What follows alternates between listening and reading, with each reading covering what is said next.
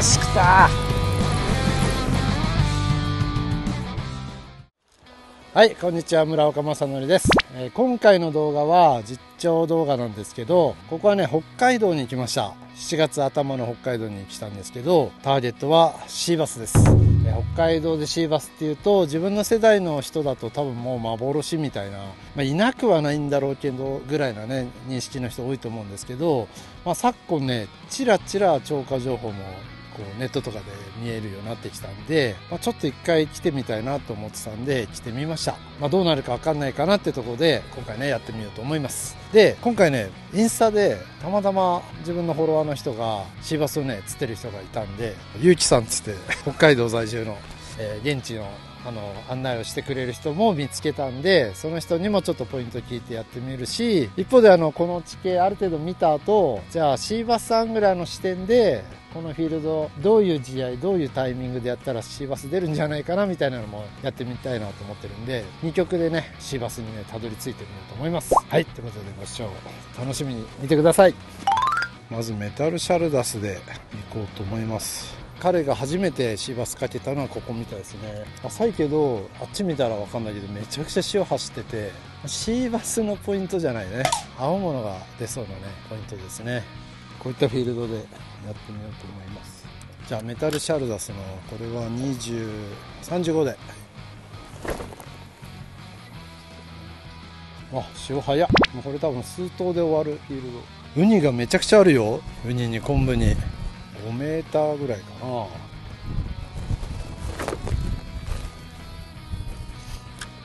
さあ北海道でねシーバス狙うの初めてです。いるんかなっていう思いと、でもねネットでそれなり調べてみたら結構超過情報は出てましたね。アングラーズでも何本かね今年なって何本か釣れましたっつって出てたし、でもみんなあれですね、何かを狙ってて釣れてるって感じで、シーバスを釣ろうと思ってやってる人はそんなにいないと思うんですよね。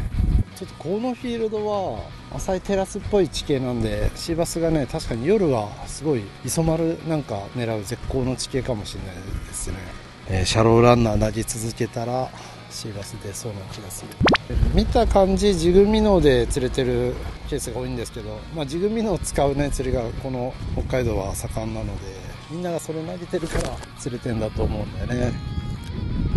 やっぱ連想されるのはメタルジグか新編か、その辺で超過が出るのかな。でもできればシーバスを釣るような釣り方で釣りたいですね。よし、ちょっと移動しましょう。ちょっと大きく移動して尻内方面にやってきました。でずーっとサーフが広がるところだったんですけど、5、6箇所見て回って、とりあえず夕間詰めの前一つ前はこの辺でやってみようかなということで、消波ブロックがなんかちょっとストラクチャーとして多少ね魚のストックに役立ちそうな地形のところで来ました。ということで早速ちょっと2時間ほど投げ倒してみようと思います。はい、じゃあルアーはジョルティで、ジョルティの 22g。 いやーなんかめちゃくちゃ綺麗だな。こんな綺麗でちょっとスズキを釣るイメージのサーフじゃないよな。てかなんでこんな綺麗なの。さっきお昼ご飯食べながら龍樹くんに北海道のねシーバス事情いろいろ聞いたんですけど、確かに釣れてはいるんだけど、なんかねやっぱシーバスを狙って釣ってるって人はほとんどいないって言ってましたね。青物だったりヒラメだったりを狙ってる時に釣れる、ベイトが打ち寄せられて確変入った時に釣れてるケースがとても多かったですね。だからまだスズキのパターンとしてスズキを狙ってやってる人がいないから、スズキが釣れるパターンでやってない。ベイトが寄った時に、ベイトが寄った時は何でも釣れるんですよ。こう、青物、ヒラメ、スズキって本州もね。だからそのパターンで釣れてんのよね。だからちょっと真面目にスズキだけ狙う4日間だったらどうなるのかな。ちょっと全く慣れない土地で、そんなめったに釣れない魚を釣ってるんで、イメージがね、全然湧いてこないんで、そういう時は結構長い時間、とりあえず腰を落ち着けて、のんびり釣りを楽しむ時間かな。そんな感じでしばらくやってると、ちょっと鳥の感じとか、流れの感じとか、波の感じとかで、体が馴染んでくると、突然見えてくるイメージがありますね。なんかシーバスジャーニーっぽいな、このノリ。違うんだよな。今日はマサッチ釣りチャンネルだから。スズキはストラクチャーについてるんで、日中は特に、ベイトに狂った時だけオープンエリアで、比較的そういうジグミノーとか、ジグとか、そういったものにね、こうオープンなところでバコーンって出てくるのは、やっぱベイトがついてる時ですね。で、そうじゃない時は、基本海藻とか、ブロックとか、磯のネギワとか、そういったとこにいるので、やっぱりそういったとこを意識して、海藻の切れ目、ブロックから5メーターぐらい真っ黒になってるんだけど、そういう分厚い海藻の木は近くに落として、で、誘っていくって感じでやってます。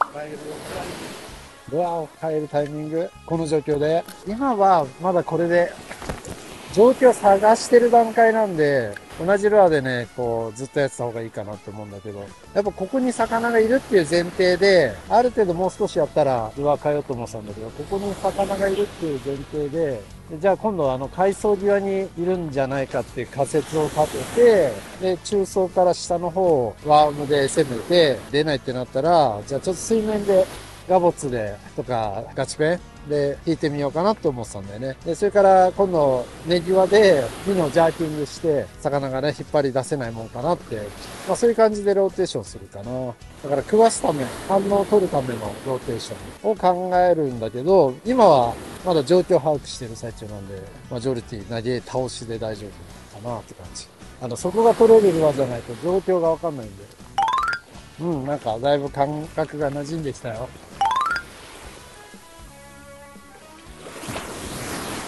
海水が冷たい。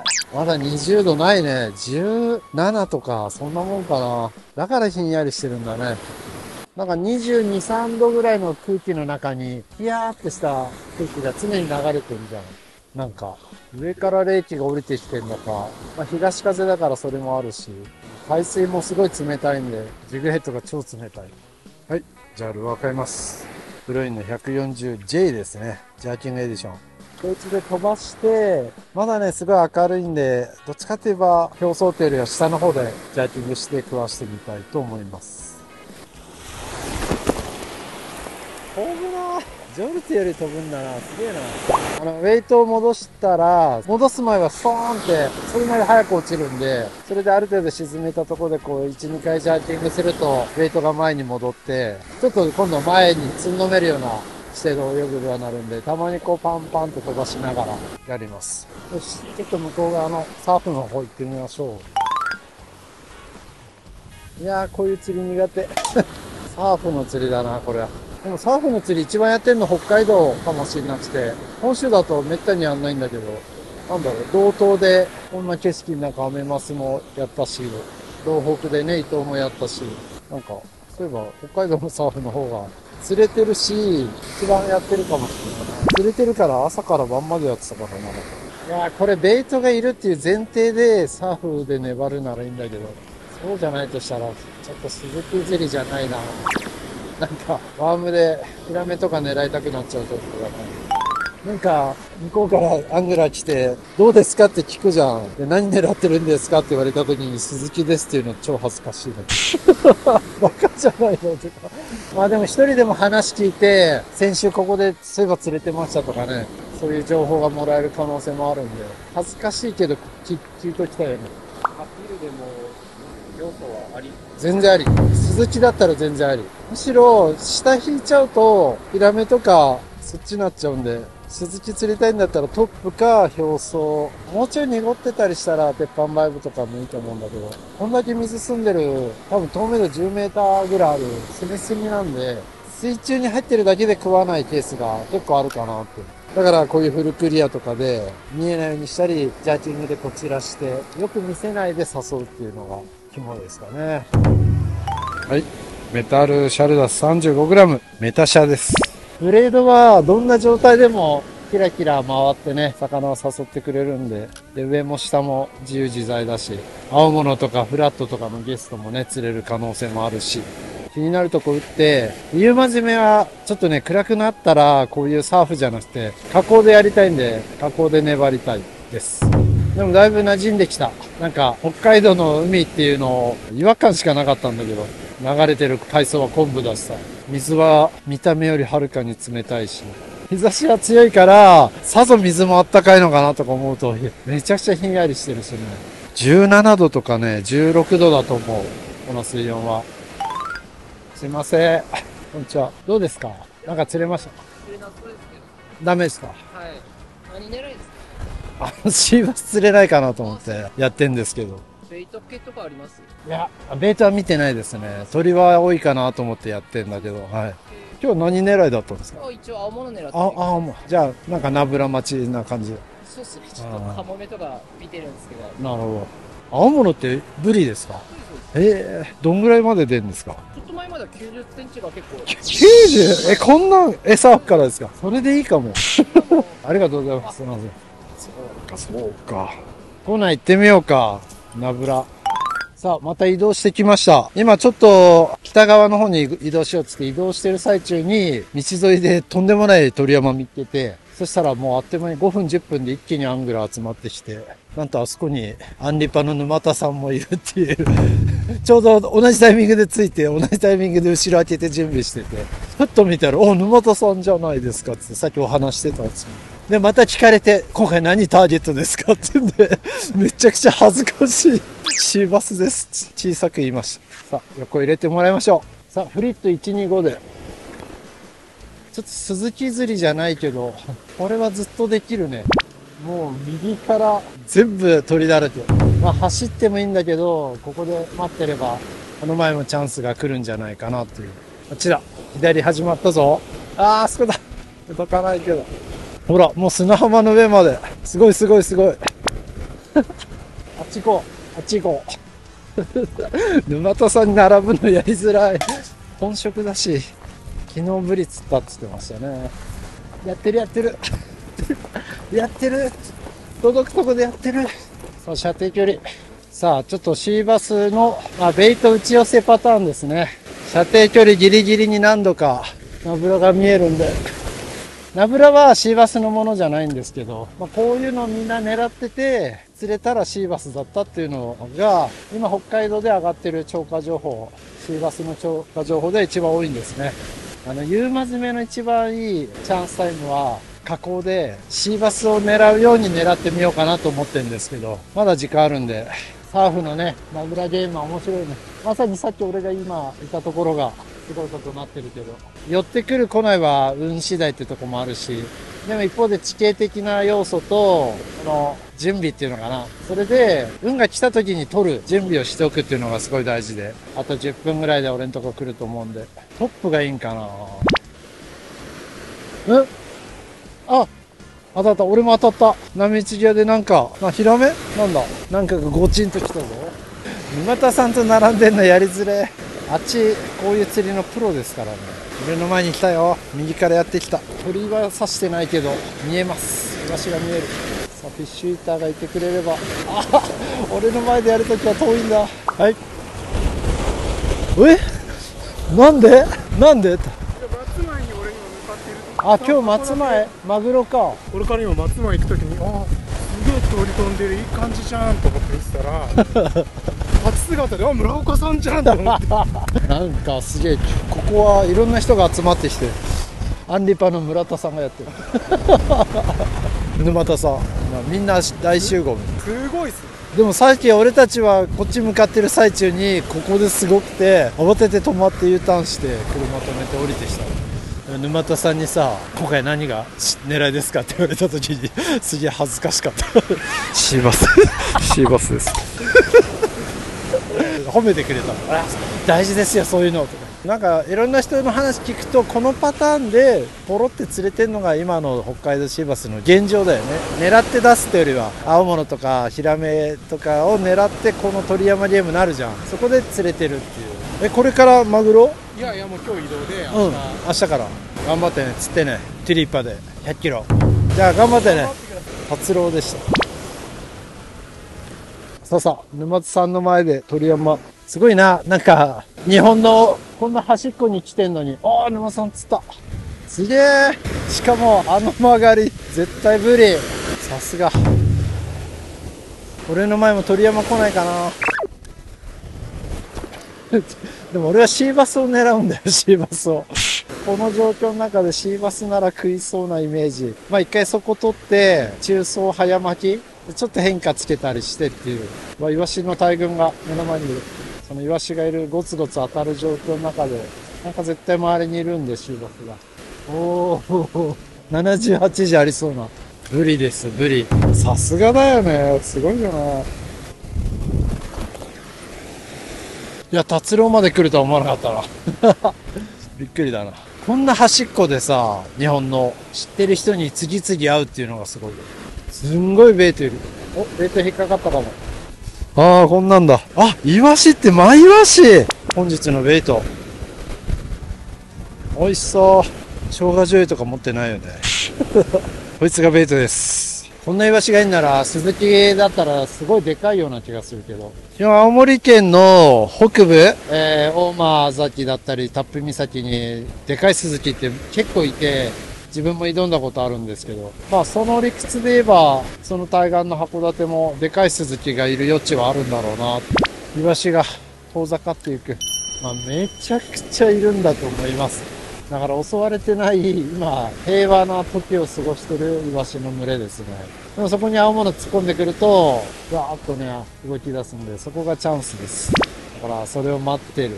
さっき達郎来なかったらチャンスあったよね。達郎のせいだよ。達郎だよ。かといってさすがにあの状況で無視はできないし、次のチャンスを待つ。距離出せるものはあるよ。まあメタルジグもあるんだけど、おっちゃんに言っときたいのは、俺たちはシーバスを狙いに来てんだよ。ここでフォルテン投げたら、ってなっちゃうじゃん。シーバスが釣れそうなので頑張るよ。飛距離でもいいんだけどね、経験上食うときはもう、なんだって、あの状況なら結構、まあまあ飛距離も大事だけど、はい、じゃあ買います。メタルシャルダス、35g。とりあえず今日なんか釣りたいよね。こういう状況でシーバス釣るなら絶対ボトム取ってゆっくりスローです。最初上に行っちゃうんで、すぐまた取り直して、またゆっくり上に上がりだした瞬間のコチンっていうのがシーバスかな。一番こういう状況だと自分が人生で一番かけてきてるシーバスのパターンはそれですかね。で、青物はボトム取ったらそこからヒューッと意外と結構早くシュンシュンシュンと巻いていっちゃう方が食うので、ちょっと変化つけたり止めたりっていう感じで食わせる。気づいたらそっちになっちゃうんだけど、ちょっとずつずれましょう。イワシがいなくなったんで。こういう時は半分分ですよね。半分だし、でもやっぱ引き寄せる、絶対的に寄りやすい場所ってあるんで、そこを選んで待てるのもやれることだよね、人がね。でも来る来ない最後。でも100% じゃない。引き寄せるっていうのかな。さっきの沼津さんも、一瞬だけ完璧に沼津さんの前で鳥山ギュッとなったでしょ。そこでやっぱちゃんと準備してたから、かけてね、取るわけで。それは運じゃないんだよね。実力なんだよね。達郎と函館で偶然ばったり会っても無視できる俺の精神力が必要だった。さっきはそれを試された。うるさい、今いいとこなんだから。お前とっとと松前に行けって言えたらよかったんだけど。要はあのタイミングでここに来ちゃうのがついてなかったね、逆にね。おっちゃんこういう釣りやったことある？どこでやってたの？外房の方。外房でやってたんだ。へえ。アービンもいいかもな。手前、届く距離だ。チャンス。またかけた。すげえ。すごいな、本当にな。プロってすげえな。ちょっと俺の前にも来てくれよ。来た。よし。次、俺にも来てるよ。次。ちょっと置きに行かないで。さあ、次のヒットチャンス。やってる。始まったけど、あそこは届かない。手前でやれ。こっち来い。こっちに追い込んでこい。でかいね。すげえ。やっぱりトップか。上かなって思ったんだよ。すげえ。これは釣りたい。ドバーンって水面割れたのがそれでしょ。その後ガボガボやってたもんね。でかい。チャンスなんで投げます。すいません。もうガチペンしようかしら。来た。よし。やっと射程距離入りました。ガチペンじゃないけど、フリットで。惜しくて。抜けた。乗んない。来てる。食ってった今。チャンス、やっと今日最初のチャンスが回ってきた。取りますぜ。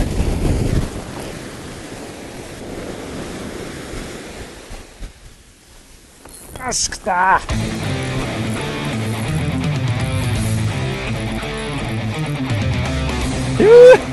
気持ちいい。シーバスじゃないけど絶対この引き、この引きシーバスじゃない。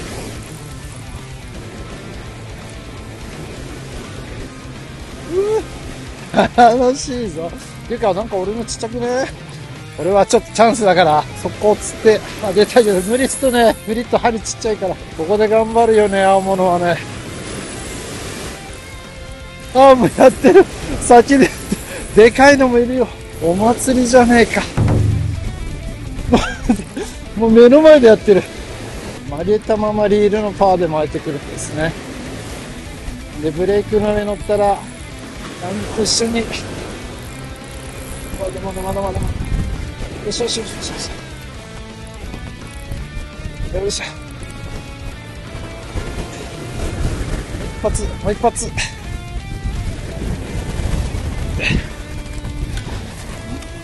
いしょ。さあ釣ったぜ。これが北海道のシーバスか。嬉しい。でも嬉しい。はい、3、4キロちょっとリリースするんでね、早めにね、こんな感じです。いやー、とりあえず1本釣れたんで俺の前なかなか来てくんないんでどうしようかと思ったけど、待った甲斐ありました。重たいです。まだ初日なんでそんなに目方通りの重さだけど、浜さんのあの GT のようななんかいい重さはないけど、まあこういうの狙ってる人にシーバスが釣れてるのが北海道のね、シーバスのパターンなんで、力強いね。この1頭だよって言ったらちゃんと出るもんな。ドラグはね 1.5 ぐらいにしました。まあ、フリット針が5番だったかな。ちょっとほら実際こんだけフロント伸びてて、テールとフロントにかかってたけど、こんぐらいやっぱ伸びるんで、これはガンマカツのねフックですけど、ガンマでこんだけ伸ばされるぐらい、まあ最初2キロにしてたんで、でもフリットだからちょっとあんまり強引にやると良くないなと思って途中緩めて、それでちょっと時間かかったけど、ちょっとお魚の匂いしますね。いい匂い。臭いってやつ。俺もガチペンで釣ってみよう。これぐらいのフックならね、取れるから。これはまた遠のいちゃった。いやーよかった。また俺の前でまた戻ってっちゃうんじゃないかと一瞬不安になったけど、ワンチャンスだけ来たね。で、ファイト中も結構近くでやってたけど、もうさすがに上げてリリースした後はいなくなって。ガチペン130で狙います。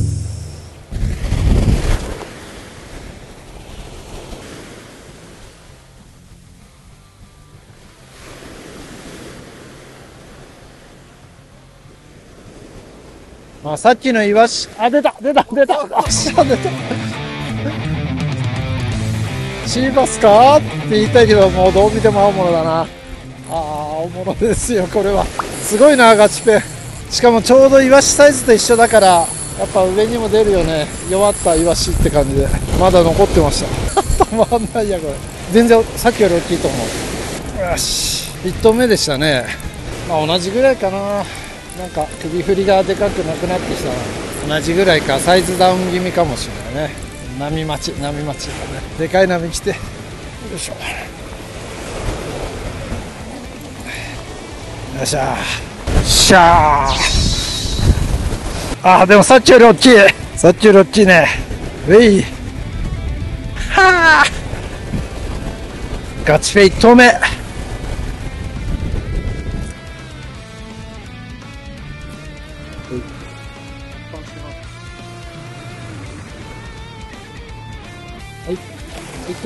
バイバイ。どうぞ。泳いだ。バイバイ。2本目。さあ、シーバスを釣りたいぞ。もう青物いいんだけどな。ガチペ1投目だったな。ちょうどね、さっき引っかかったイワシと同じようなサイズだった。残ってんだな。すごいな。鳥山はなくても、こんなきついドラグ出してたんだ、あいつ。どうしよう。夕詰めを加工でやるか。こういったとこでそのまま暗くなった後、しばらくやってたら、シーバスが波打ちギアで食ってくるっていうのも、経験したことないんだけど、なんか今まで散々釣ってきた経験からすれば、シーバスがここで食うとしたらそっちだろうなっていう。だからベイトがいるかもわかんない加工行くよりは、今日はせっかく見っけてベイトの前にいるんで、ここで夕詰めかもしれないね。いやーよかった。釣れなかったら全力で達郎のせいにしようと思ってたんだ。いやー、シーバス近いと思うんだよな。ここで、確かに青物はもういいんだけど、青物たくさん釣ってる中からシーバスが釣れるのが、一番今、北海道で上がってる実績としては多いパターンなんで、青物だって言わずに、青物を狙い続けるのも正解だと思うし、まあどうせならちょっとその中でシーバスっぽい動かし方で出ないかなっていう狙い方だかな。はい。そしたら今もう間もなく午後7時ですね。7時に暗くなるとか言ってて全然暗くなんねえじゃねえかって。まあ東京で7時半だから、やっぱ多分北海道だから8時ぐらいだと思うんで、あと1時間ぐらい試合だと思います。で、ちょっと休憩してる間も相変わらずブリが釣れてたんで、ブリワラサから逃げつつ、シーバスをね、暗くなるワンチャンス狙っていきたいと思います。シャルダスの35で、もうスローな釣りでいいんじゃないかと思う。そうね。明日また雨降って上がって青物釣ったし、落ち着いてね、シーバス狙ってみようかなと思ってますんで、今日はここでおしまいです。北海道シーバスチャレンジその1終了ってことで、次回また第2回ね、ご期待ください。ということで、お疲れ様でした。